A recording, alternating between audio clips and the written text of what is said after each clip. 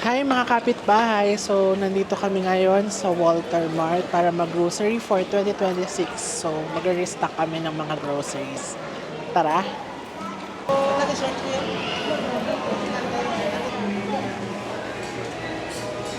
Thank you! Sulit, everyday saya.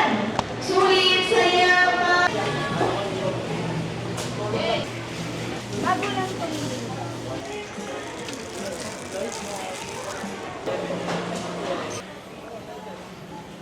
Bili tayo ng Minute Maid kasi pag nag-hype ako. Ito. Yung smack.